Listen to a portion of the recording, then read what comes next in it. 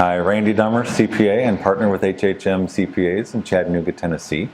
The topic of this discussion here is on distributions from a retirement plan and making sure that they are done properly. As with any aspect of your plan, you need to follow the provisions of the plan document to determine if you're handling things correctly. The plan document will indicate what types of distributions are allowed under the plan.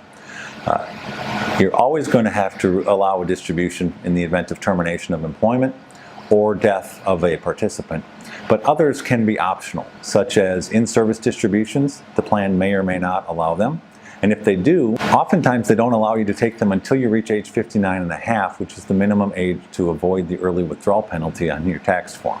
Other types of distributions include hardship distributions, which again the plan document may or may not allow. And there are only specific things that can be done, can be utilized by a participant to qualify for a hardship to be able to take such a distribution. Other types of distributions also mandated qualified domestic relations order payments. Your plan document cannot prohibit those from being done. That's for settlement to a spouse in a divorce, and a required minimum distribution for those who are over age 70 and a half.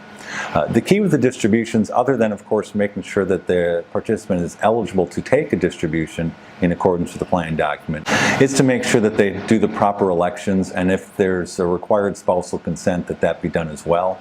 That there's appropriate withholding. If it's not a direct trustee-to-trustee rollover to another qualified plan, you're required to withhold from that distribution. And make sure that you've done the proper calculation of the vesting of the employee. Look to the vesting schedule in the plan document and make sure that you properly calculate their years of service to determine how much, if any, of the employer contributions and earnings thereon are not entitled to be provided to the participant, but are instead forfeited and retained by the plan.